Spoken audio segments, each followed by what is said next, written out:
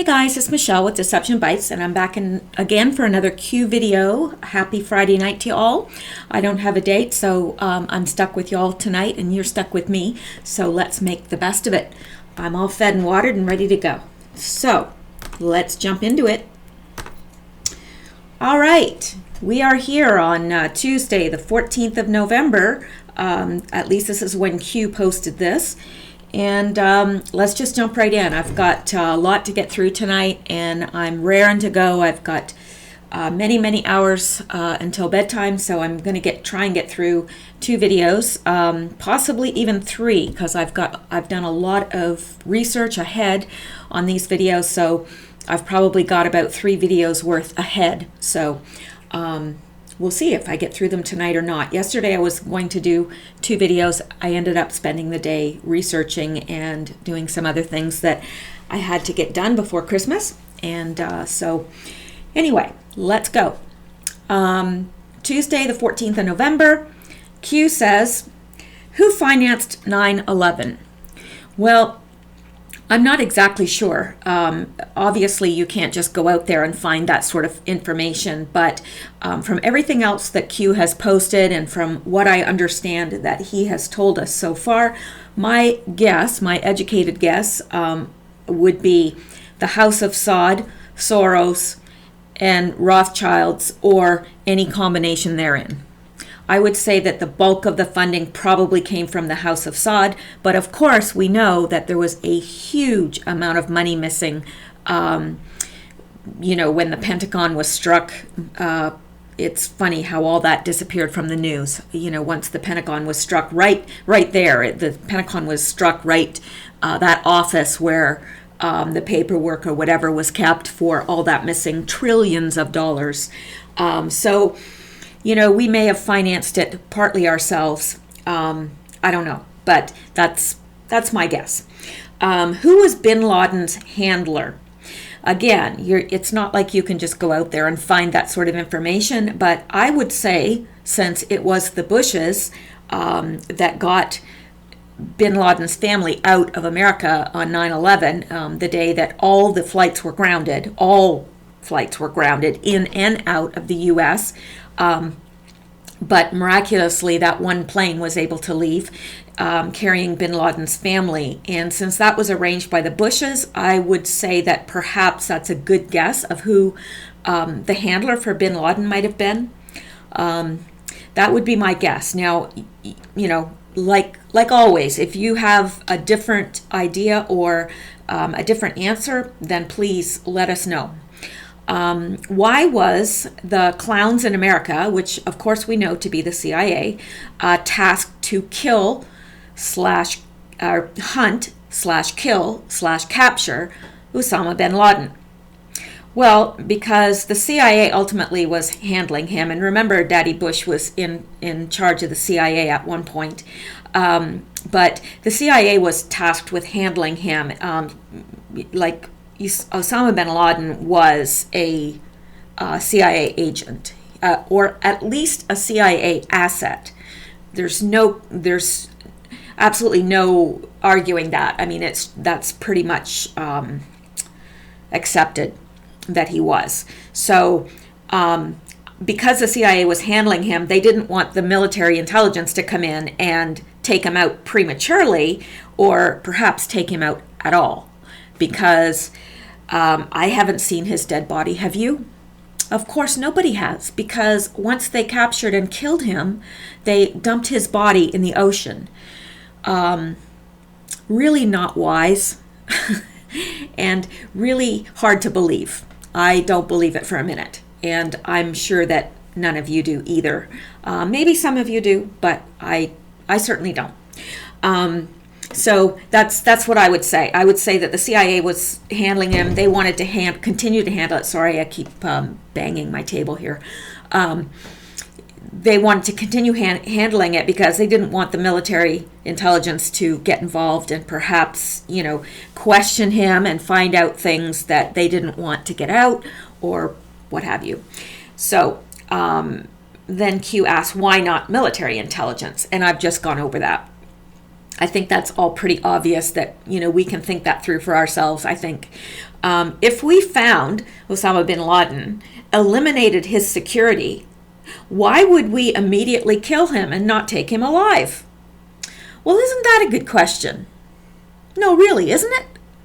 I thought that myself when I heard all this. I thought, that doesn't make sense to me, because if you can capture somebody alive, if the only way to capture someone is dead, I can see it.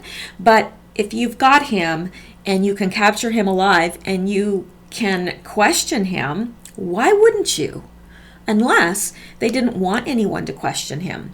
Perhaps he might tell them things that, they weren't prepared to have get out. So, because Osama bin Laden would have been apprehended and returned to the U.S. for interrogation and trial, intelligence gained would have exposed the CIA and other bad actors' involvement in funding, training, arming, and assisting terrorism. So that makes sense. It absolutely makes sense. Now, why wouldn't we want to capture Osama bin Laden alive and extract other possible T-level events? Well, isn't that a good question? Yeah, that's the first question I would have asked. So Q is asking some really pertinent questions here, and they're probably questions that we've all thought about asking.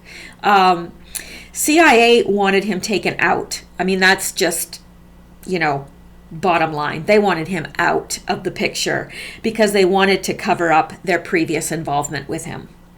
It's pretty obvious. Perhaps someday people will understand they had a plan to conduct another mass extinction event.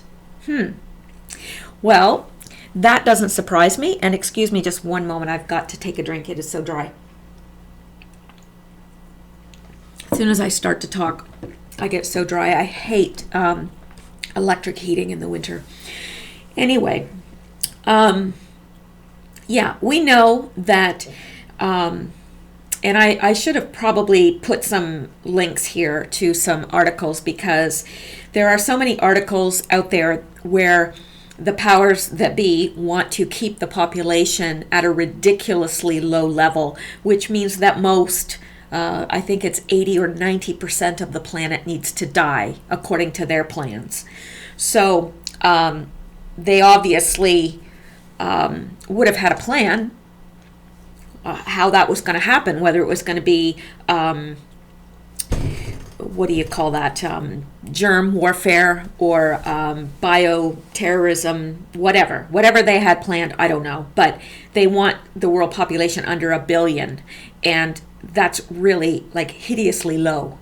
And of course, the lower the population, the more control they can have, which is one thing. And if you've seen the Georgia Guidestones, maybe you've not seen them in person. I haven't. I'd like to, but that's one of the things on the Georgia Guidestones. That's the plan. So yeah, it doesn't surprise me at all that they had a plan to conduct another mass extinction event at all. World War I and II, orchestrated and planned by select families? Yeah, it was. And I'm not going to get into that here. If that's something that you want to look into further, I would suggest that, you go out and use, maybe not Google, because Google tracks everything you do, but maybe use DuckDuckGo that doesn't, and do your own research on that. Anyway, then he says, Fantasyland. This is the land most of us live in. Our reality is managed by mainstream media, and it is. For most of us, we get our news from the mainstream media. We believe what we're told. What they tell us is going on in the world is what we believe is going on in the world. We believe the interviews that we're seeing. We believe the pictures that we see because they seem real. They may or may not be. They may have been staged. Nothing is as it seems.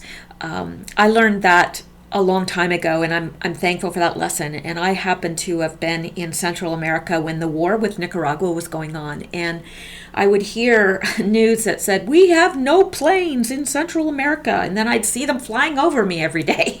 And I thought, okay, what they're telling the people back home is not what I'm seeing here at all. So I had that lesson very early in life, and I'm grateful for that, because I've always approached the news with great skepticism from then on in. I knew that they create the news. They create the scenario, they create the narrative that they want to put forth, and that's what they give. And they will come up with pictures to support that, even if they have to have them staged. And, I know with what was going on in Central America, they would have people dressed in the opposite uniforms or whatever, and so that it appeared like they had killed people when they really hadn't. Just crazy stuff, absolutely crazy stuff. And anyway, I won't get off into that. That's for another day, I guess. So remember, the more people there are, the more power the people have. And that's true. I mean, we have safety in numbers right now. If we decide that we want to if the people of America decided that they wanted to overthrow the government, they really could. I'm not suggesting we do that by any means, but I'm just saying that the more people there are, the more power those people have. When you get the numbers down, I noticed here in Canada, because our numbers are very small, this is the second largest country in the world, Canada, and yet, landmass wise, and yet we have a very small population, and the people here are very easily controlled. It's much more controlled than it is in the United States, and I really don't like that, but it's the way it is. And I think it's because our population is so low. It's just much, much easier to control the people here than it is in the States, and to control what they're thinking and how they feel about things, because the narrative is strictly controlled here as well. So there you have it. Now, less people equals more control. Why do the Democrats push for gun control directly after every tragic incident? Well, because they appeal to emotions. If they take our guns, they can control us. But an armed citizenry is to be feared. And, that's why we have the right to bear arms, because, our founding fathers had the foresight to know that and understand that if the people were armed, it would protect against tyranny. But if they can take our guns, we have no protection. And, you look at places like, Germany, Nazi Germany, when the citizens are disarmed, they have much less control over what happens to them. So, I think that's pretty obvious. And I think most of us see that. It's pretty transparent. So why is it so very important to their agenda? Well, they don't want us to fight back or revolt. There's a lot of people in the United States. It's highly populated. If everyone fought back or revolted against the government, there would be big trouble. And they don't want that. It's much easier to take over and to control if people are unarmed. That's just a given. We, the people, are who they are afraid of. Yes, I would agree with that. Absolutely. We, the people, are who they fear will one day awake. And I think that is what's happening.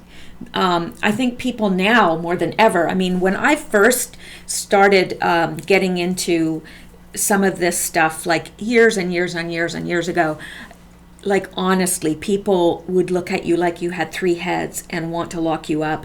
Now it's really become, I wouldn't say mainstream, but it's certainly more acceptable.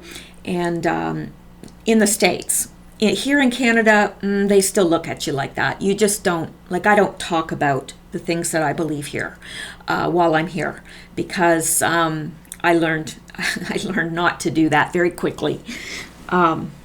Anyway, Then Q says, Our Father who art in heaven, hallowed be thy name. Thy kingdom come, thy will be done on earth as it is in heaven. Give us this day our daily bread, and forgive us our trespasses, as we forgive those who trespass against us. And lead us not into temptation, but deliver us from evil. Q. And of course, that is taken from the Lord's Prayer, from the Holy Bible. And that ends that particular post. So we're going to go up to the next, and that is Wednesday, the 15th of November. And this is code. Now, I did see later on that this code was decoded to some degree. So I'm not going to get into it here, because at this point in these posts, there was no understanding of this. And yes, this was code for specific people. And then he ends this with, yes, Godspeed, Q. So we're going to go up to the next one. And the next one was November 18th. And the post was just 2 pluses. And we know from earlier posts that the pluses 2 pluses refer to the Rothschild family. And the 3 pluses refer to the House of Sod, and the 1 plus stands for Soros. So these 2 pluses is referring to the Rothschild family. And I know this from, further ahead, that what he's saying here is the Rothschild family is now being targeted. So that is that post. And I don't know if I have anything else on that. No, I don't. Okay. And we're going to go up to the next one, which is very, very long post, because this post right here and the one above it goes together. So I'm going to start with the one up here and read down, because this would have been the first one, and they go together. So, and once we get through those 2, I'm going to break, and then I'll start another one, or I may do the 2 little ones ahead of it. So we'll just play this by ear, and let's get moving on this, because there's a lot in this. November 20th. What is a key? Well, a key is something of paramount or crucial importance, or something used to unlock something else. What is a key used for? To unlock something. To lock or unlock something, I guess, would be more accurate. What is a guard?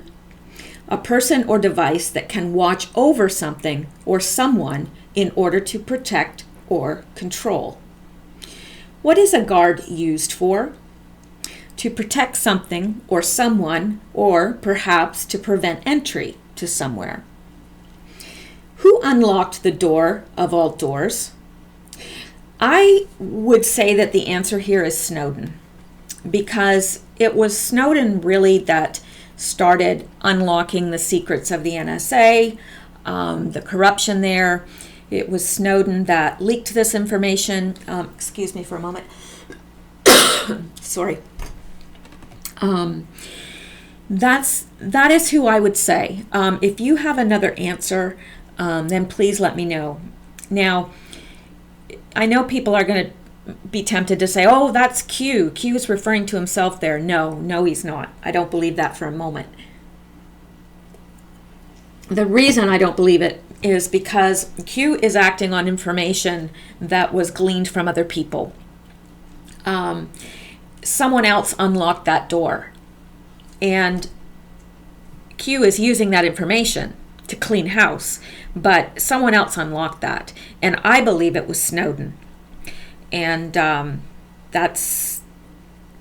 would be my answer. Now, again, I am totally open to whatever anybody else has to say, and I ask that you leave comments below. Now, was it pre-planned? Originally, I would have said no. I would have said no, he was there, he just decided to do the right thing. But I don't believe that anymore. Yes, I think it was planned. I really do. Do you believe in coincidences? No. I do believe to a certain extent there are coincidences in life. There are, serendipitous moments, whatever. But overall, no. And we also have the fact that Q has told us there are no coincidences. So in dealing with all this stuff, we've already been told by Q there are no coincidences. And since we are interpreting this that's coming from him, I think it's important for us to keep in mind that we need to keep his mindset in understanding this. It's not what we think is right. It's what is Q trying to tell us. So, no, I don't believe in coincidences. What is information? Well, information is facts provided or learned about something or someone. Who controls the release of information? Well, obviously, the person that controls the release of information is the person or entity that has that information, correct? Wouldn't that be your assumption? I can control information. If I have information that I know I have, but you don't have, then I'm in control of that information and who I release it to. And that's the same with anything. If the NSA has information, then they're the ones that control that information. So, who has all of the information? I'd say that from his past posts and kind of just considering it all, taking into counsel the whole amount of his posts, then I would say it's the NSA. And, I just want to remind you again, you can't just pull one of these posts out of context and think you're going to understand what Q's talking about, because you're not. And it's like people that try to understand the Bible that way and then start, criticizing the Bible or whatever, because they've pulled something out of context, whereas you have to use the Bible to interpret the Bible. And we have to use Q's posts to interpret Q's posts. You have to take on the whole counsel of God. You have to take on the whole counsel of Q. Not that I am comparing Q to God in any sense of the word, but you understand what I'm saying here. We can't just be pulling this stuff out of context and say, oh, I think this means this. No, you have to use Q's previous posts to decode Q's posts. So, there you have it. Who disseminates information? Well, I think there's a lot of different agencies that disseminate information, but I think the majority of information is dispersed via the mainstream media. Who controls the mainstream media? And see, he answers his own questions a lot, which makes us know that we're on track, because he says, who disseminates information? And then his very next one is, what is the mainstream media? So we know that that's the answer. Who controls the mainstream media? Well, first of all, the mainstream media is very top heavy in Democrats. I've said that before. It's either there's 7 out of 10, I believe that this is correct. 7 out of 10 talking heads are Democrats. So the Democrats are, way overrepresented in the mainstream media. So it's them, but it's also the CIA. And, through the whole Project Mockingbird. And if you don't know what that is, then there's several previous videos that deal with that. Or you can look it up. I don't want these to get every single video to be huge. But anyway, why have we been made to believe that mainstream media are the only credible news sources? Well, because they have to keep control of the agreed upon narrative. If the narrative is, I don't know. I mean, if they decide, okay, this is our stance on this subject, They don't want other sources coming out and saying, wait a minute, that doesn't make sense. What about this and this? They don't want that. They want every news source to parrot what they are saying. And that's why a lot of times you can flick news channels and you can hear almost word for word the same news. Almost word, and sometimes it is word for word. And see, they don't want other news sources to come along to give a different point of view, because they want the control over that narrative. Who controls the mainstream media? He's asking again, and it's the CIA. Who really controls the mainstream media? CIA, Project Mockingbird. Why are we made to believe the mainstream media are the only credible news sources? He asks us again. To control and manipulate the masses. They want to control that narrative. They want to control what we believe, because if they can control what we believe, if they control what information we get, they control us. Why is this relevant? Well, that's why it's relevant. It's all about manipulation and control. And if you are controlling what information gets to people, they're not making their decisions based on all of the facts. They're making their decisions based on the facts that they give you, because they already know what conclusion they want you to come to.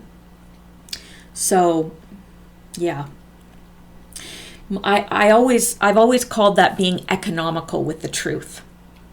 It's not that they're out and out. Well, at times they are out and out lying, but at times they're just being economical with the truth. They're not giving you the whole truth. So they're not giving you the whole truth because they want you to come to the conclusion that they have decided they want you to come to.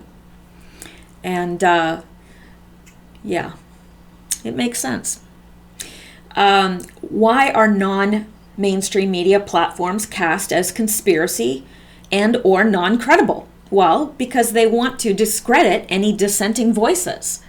You know, if you have all the mainstream media over here saying one thing, and then you have an alternate media source saying something completely different, then they're starting to lose control of that narrative. See, they don't want people listening to this over here. So that's why they have to discredit them, and they have to say, oh, it's fake news, it's fake news, you know. Why are non-mainstream media platforms cast as conspiracy and or non-credible? Well, for the same reasons. If you discredit something, then people are less likely to listen to it. What happens when an entity and or individual accumulates power? Well, power corrupts. And it's like that old saying, power corrupts, absolute power corrupts absolutely. So, yeah. Define corruption. Well, corruption is dishonest or fraudulent conduct by those in power, typically involving bribery. Wealth equals power, period. Power equals influence, period. Influence equals control, period. Rinse and repeat, period. What power of influence was recently discovered specifically regarding the 2016 election? And that is the power of social media. Trump really, he harnessed that. He really harnessed that more than anybody has ever in the past, any politician has in the past. So how much power of influence does Twitter, Facebook, Reddit, etc. have in influencing the minds of people? Oh, an immeasurable amount. Huge influence. And I think honestly that it has been underestimated. I really do, especially among the young people. Everyone in the younger generation is online. Most of the people in the mid-generation, I'd say, midlife, are online. The only people that really aren't online in the huge, vast numbers are the much older generation. But even that, like my mother, she's getting up there. And she learned how to use a computer and all that, and more power to her.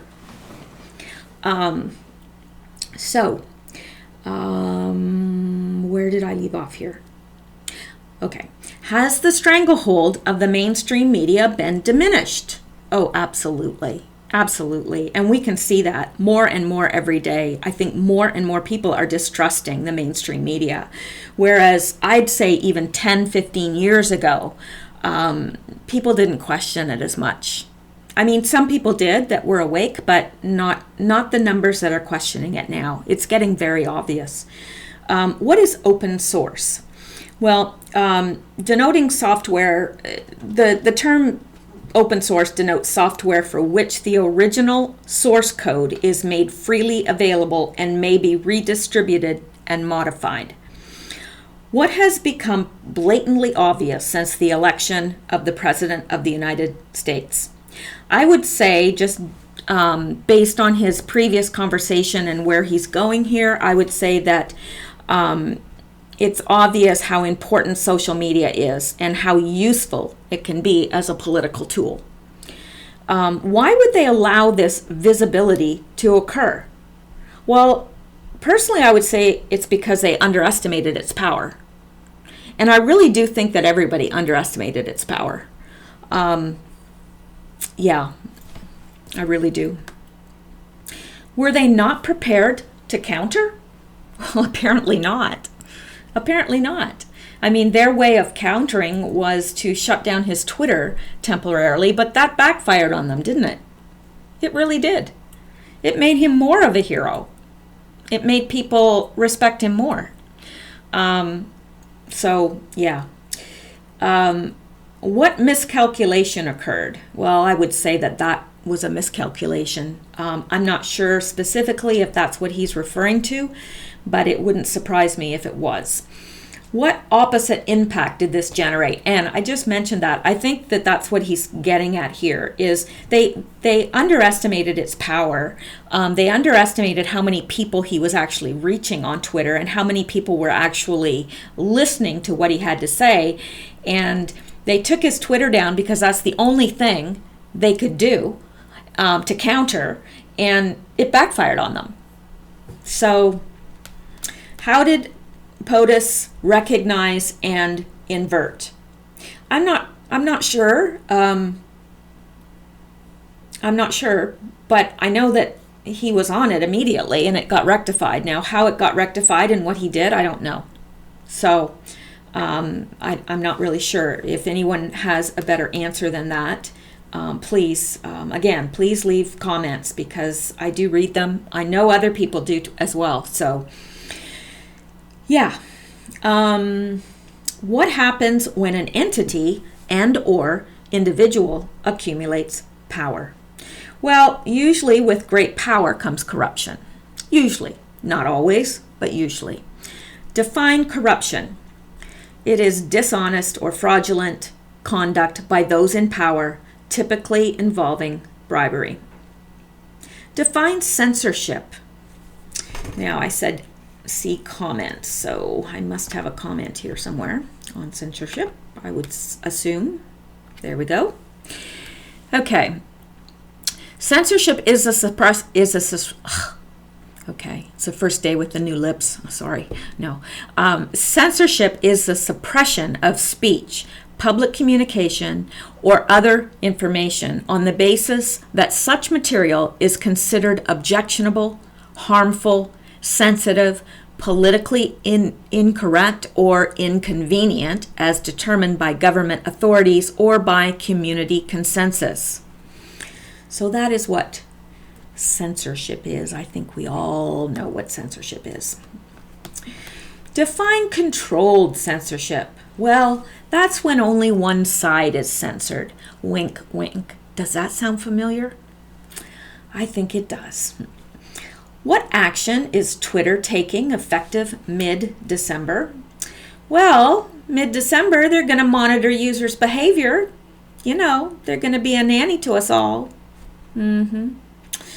So I think I had something about that, and I think I do. Yes, I do. Let me just Just 1 second. Patience. Sure. Now it's not going to work. I thought I had this up already. Hang on. Here we go. Ugh. Okay.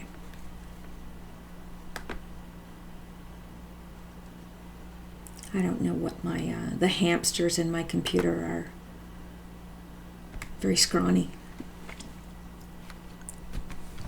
I'm sorry. I could tell you a joke while we wait. Oh, well, now it's opening 150,000 times. Sorry.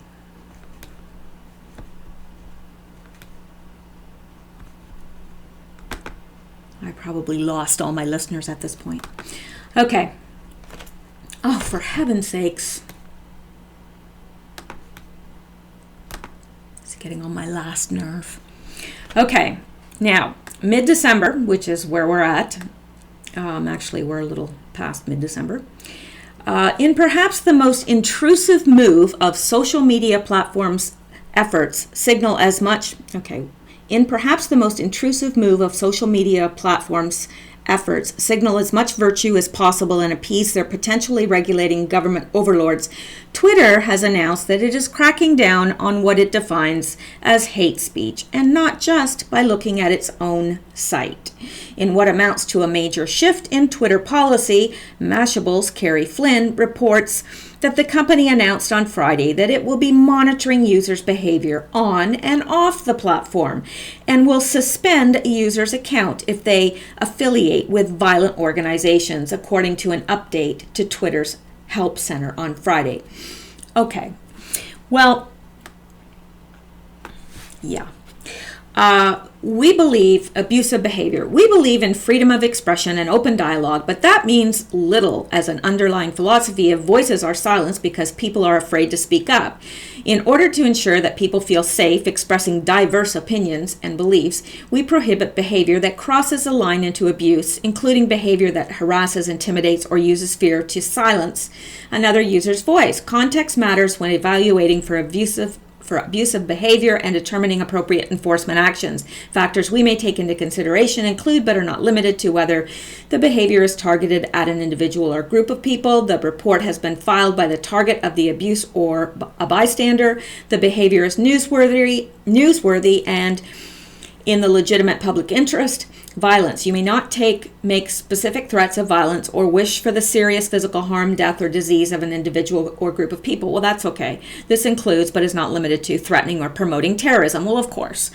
You may not affiliate with organizations that, whether by their own statements or activity, both on and off the platform, use or promote violence against civilians to further their causes. Abuse. You may not engage in the targeted harassment of someone or incite other people to do so. We consider abusive behavior an attempt to harass, intimidate, or silence someone else's voice. But what are they doing? What have they been doing to us? Anyway, hateful conduct. You may not promote violence against, threaten or harass other people on the basis of race, ethnicity, national origin, sexual orientation, gender identity, religious affiliation, age, disability, or serious disease. Hateful imagery and display names. You may not use hateful images or symbols in your profile image or profile header. You may not use your username, display name, or profile bio to engage in abusive behavior, such as targeted harassment, blah, blah, blah, blah, blah, blah, blah, blah, blah, blah, blah. These changes come amid aggressive move by Twitter to curb abuse and harassment on the site after more than a decade of essentially letting the abusers operate freely. Over the last week, Twitter has taken action against the accounts of white supremacists. But you know they call everyone a white supremacist. I mean, if you are Republican, apparently now you're racist. And I'm neither Republican nor Democrat because I cannot vote in the States. But I've just noticed that as a trend, that if you're Republican, you're just automatically considered racist. Sorry, I had to take a drink. Okay. Twitter permanently banned Tim Treadstone, Guionet, a prominent alt-right troll, more widely known as Baked Alaska, earlier this week. It also removed the verification badges of Jason Kessler, one of the organizers of the racist Unite the Right rally in Charlottesville, and of alt-right activist Richard Spencer. Okay, well, we got the whole idea there, I think. I think we can move on from there. I get it. All right. Okay, so when was this announced? It was announced 11/17/2007. 2017.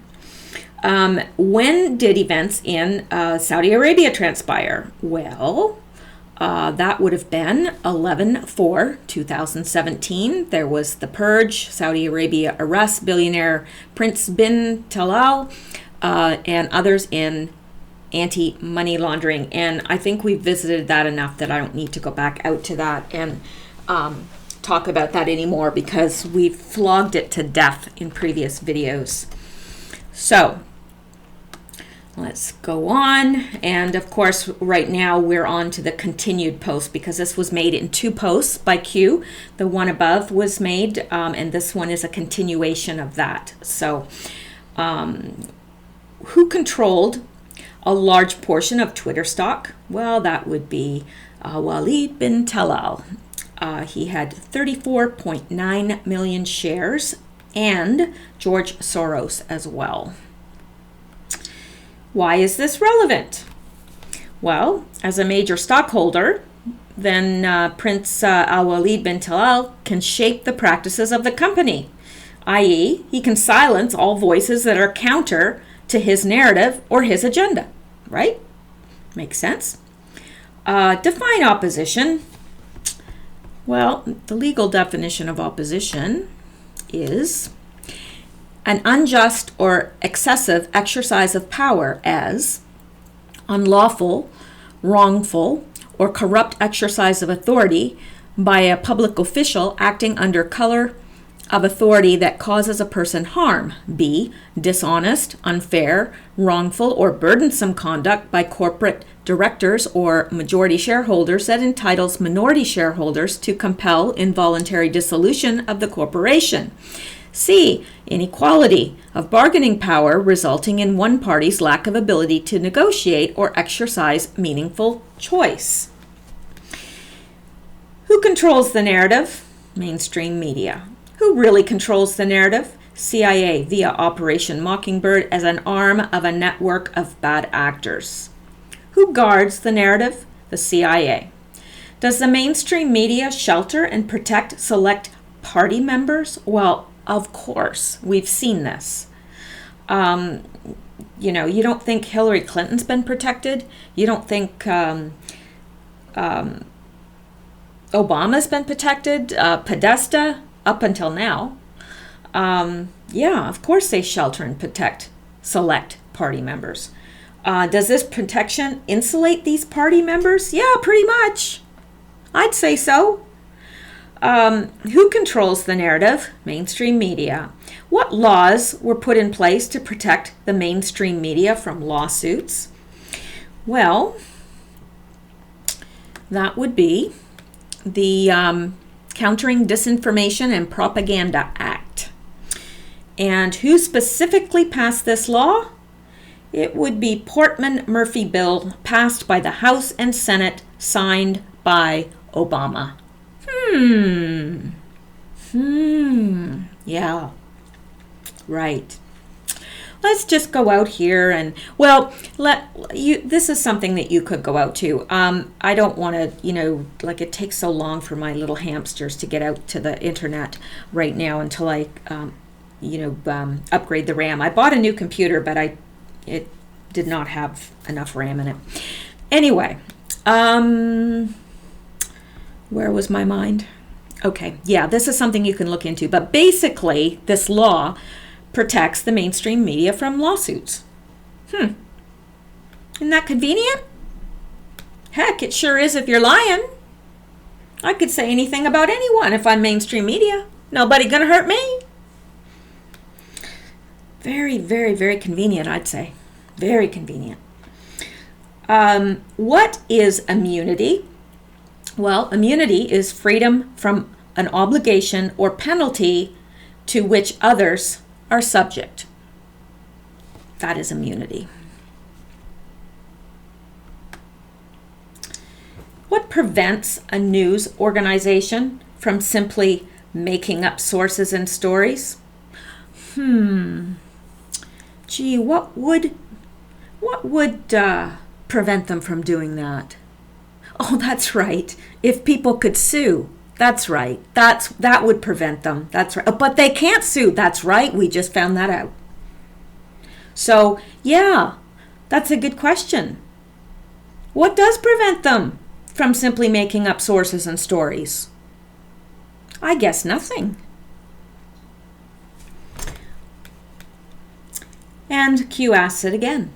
What prevents a news organization from simply making up stories, making up sources and stories? Well, I guess that would be nothing.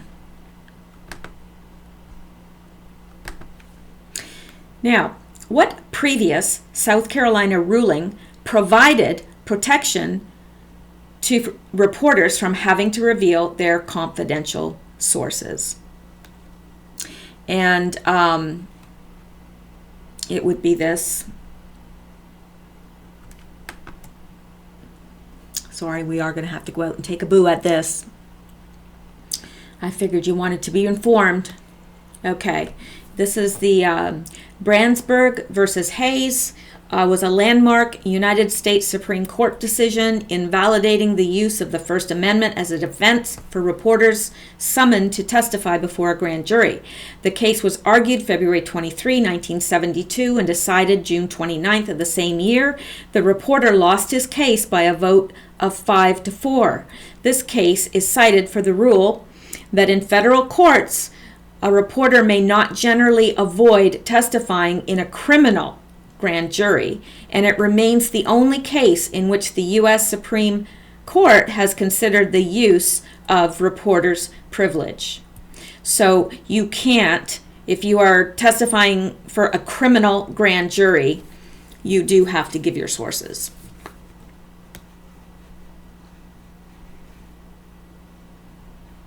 So, there you go. Paul Brandsburg of the Louisville Courier-Journal, in the course of his reporting duties, witnessed people manufacturing and using hashish. He wrote 2 articles concerning drug use in Kentucky. The first featured unidentified hands holding hashish, while the second included marijuana users as sources. These sources requested not to be identified. Both of the articles were brought to the attention of law enforcement personnel. Brandsburg was subpoenaed before a grand jury for both of the articles. He was ordered to name his sources. There you go.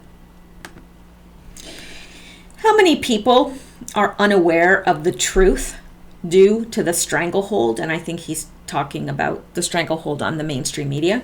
I'd say most people are unaware of the truth, wouldn't you? In your day-to-day dealings, would you not say that most people are unaware?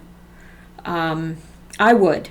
Now, it could be different areas are different because there are more conservative places in the States and there's more liberal places in the States, and I don't know if it differs from place to place, but I would say, at least from my understanding and where I sit, most people, 90%, 95% of people are unaware. How must people be made aware of an alternate reality? Well, just the way we're doing it, through social media, face-to-face interactions. We don't have the luxury right now of having a voice on mainstream media. So this is how we have to do it. YouTube, Facebook, Twitter, whatever, face-to-face, however we can. That's how we make people aware. And it just takes each person reaching a person. What are crumbs?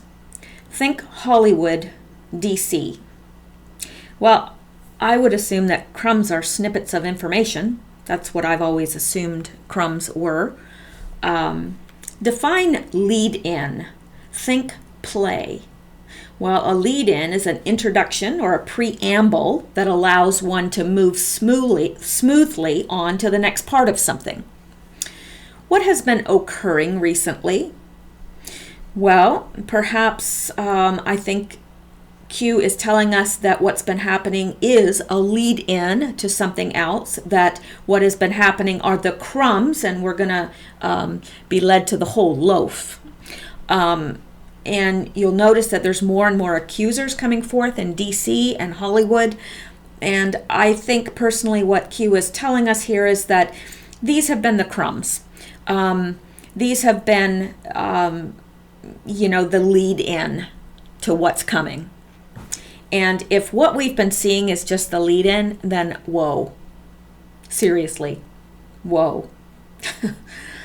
Because it's about to hit the fan. He's saying the stage has been set. Crumbs are easy to swallow. And I put in parentheses here, whereas believing that all of this sexual abuse and trafficking and pedophilia, believing that it's widespread would not be easy to swallow at all. Believing, seeing here and there and a little bit here and there, that's pretty easy to swallow. That's crumbs. That's easy to swallow because you can think, well, yeah, there's some corruption in this world. But when we begin to see how widespread it really, really is, I don't think that's going to be so easy to swallow. Now, this blew my mind. What if Hugh Hefner was a clown in America? Basically, he's saying, what if Hugh Hefner was a CIA agent or asset? Now, by the very fact that he asked that question, he's telling us Hugh Hefner was CIA. Wow. That's major. That's a big deal right there. That's a big deal. Now, what is a honeypot? A honeypot is an attractive lure to set up others to be manipulated into behavior that is illegal, unbecoming, or would reflect badly on them if made known. It's a trap set to detect, deflect, or counteract unauthorized use of information systems. So, is he saying that Hugh Hefner was CIA and that what he did was set up honeypots? He'd invite people over to his mansion with all these absolutely beautiful women that seemed ready to go at the drop of a hat? And then down here, Q says, define blackmail. Is that what was happening there? Did Hugh Hefner invite all these big names, political figures, people in Hollywood, supply them with women who seemed only too willing to do whatever they wanted? And did they record those activities? And did they blackmail these people? Is that what they were doing? It would make sense, wouldn't it? Now, define blackmail. Blackmail refers to a situation that arises when a person threatens another person with some form of punishment, oftentimes publicly exposing the blackmailed party's illegal, unbecoming, or illicit behaviors/activities if they do not offer some form of concessions. Now, I could picture this. I could picture Hugh Hefner being a CIA agent or asset, inviting all these people to his home, to his big Playboy mansion, having lots of women ready to go at the drop of a hat. The pool, the grotto, whatever, all these areas where people can engage in illicit activities. Perhaps they were being recorded and used as blackmail. Perhaps the CIA used that and said, well, we have a picture of you doing this with this person. Would you like your wife or your constituents to know about that? Would you like that to get out publicly? Well, then you're going to do what we say. You're going to vote this way. I could see that happening. I could see that happening very easily. Not only could I see it happening, I could just about guarantee it did happen. Pretty wild. It's no wonder we're in the mess that we're in. For real. How could this be applied? Well, like what I just said. And the implications are staggering to the imagination. Staggering. You think about that. And, you know, the thing is, what somebody will do behind closed doors when they think that no one will know, well, that's quite different than what they would do if everyone knew. So, yeah, I bet you they've got a lot of Hollywood people that way. I bet you they've got a lot of high-level political, people the same way. I just think it's quite astounding, actually, to even think about. And then Q says, Fantasyland. Now, Fantasyland, are these persons compromised and or blackmailed by CIA or operatives, portraying a false reality to the public by mainstream media, using people who are likewise compromised or blackmailed, Hollywood elite and actors? I mean, if you are a talking head, a news show anchor, you're invited over to Hugh Hefner's. There's lots of women there. And you're engaging in activity that you probably shouldn't be because you're married or you have a girlfriend or whatever, or you're engaging in underage activities with, because remember, Hugh Hefner took pictures of Brooke Shields when she was, 12? 12. So were there underage women there? I could just about bet you there were. And so now you've got this person over a barrel, and you can say, look, you're going to give the news like we tell you to give the news. That's what you're going to do. Or you're not going to have a career. I could see it. I don't know. Obviously, this is what Q is saying. And I'm agreeing that it seems completely viable. It seems completely, it's believable. So I don't know. Who has all of the information? The NSA.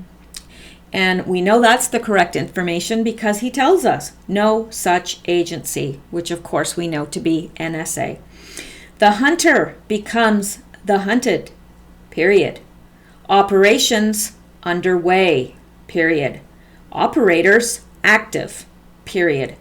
Disinformation is real, period. Disinformation is necessary, period. Silent war, parentheses, some gets out, period. Leaks. The Great Awakening, period. Iron Eagle, period. Godfather 3, period. The Hunt for Red October, period. Q. Now, we know what Iron Eagle means. I've gone through that in, I think, 3 past videos. The Great Awakening is talking about people waking up, a silent war. There is a war going on behind the scenes that we don't know anything about, but there is some getting out. And of course, we've got WikiLeaks and other things that have leaked some things out to us. So we know that to be a fact. Godfather 3, somebody sent me something, or maybe they commented that they believe Godfather 3 is the Bush family. And to tell you the truth, that's the first thing that makes sense to me. I've had all sorts of things surmised to me, but that is the first one that actually makes sense, that I think that's could actually be it, because the others don't make sense to me. I do believe that that's what that's what Q is talking about there. The hunt for Red October. Now, this is new. This is the first time this has appeared in his posts. So what is it?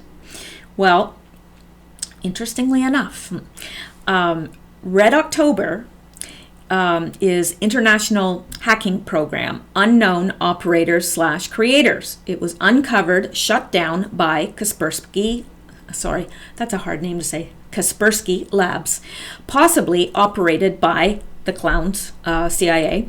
Kaspersky is current news, possible smear campaign.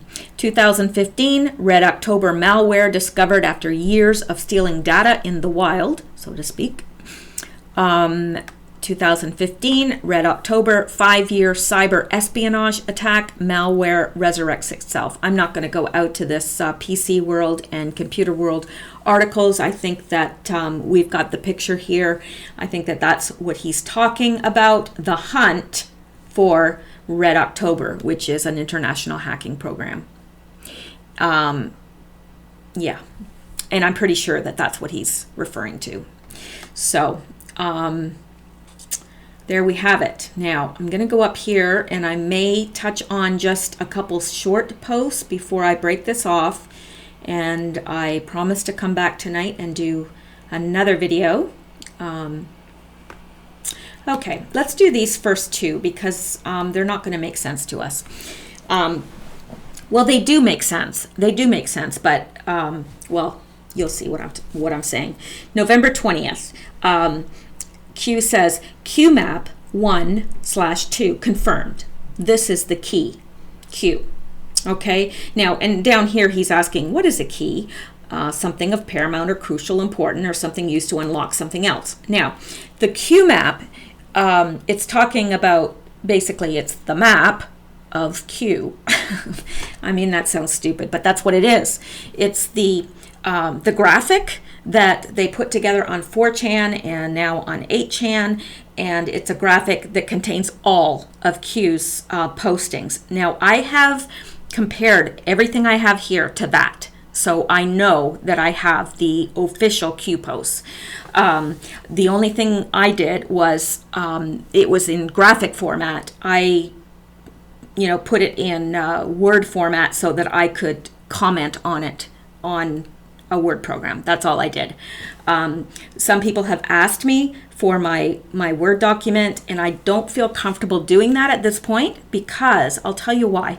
One thing, as I started with these, I am like light years ahead of where I was when I started with this, because as you read these, one post informs on the next. So the further you get, you say, oh, yeah, okay, well, that answer that I had back there was wrong. Now, I wouldn't mind after I've gone through all of them and gone back through and put in the right answers. I wouldn't mind then giving it out, but at this time, no, I don't want to. So that's that.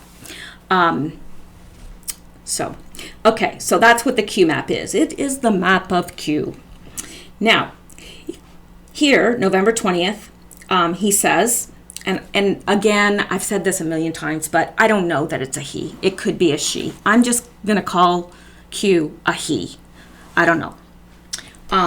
Now, the people that keep saying that Q is artificial intelligence, no, he's not. Okay, that's all I have to say about that. 1 and 2 confirmed. So it's the same thing as he's saying down here. The graphic are confirmed, and he's saying you're going to need this for the coming weeks.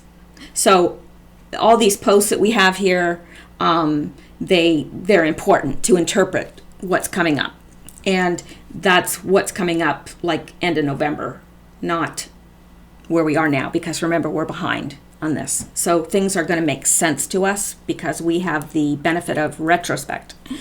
You will need for coming weeks. Put it this way.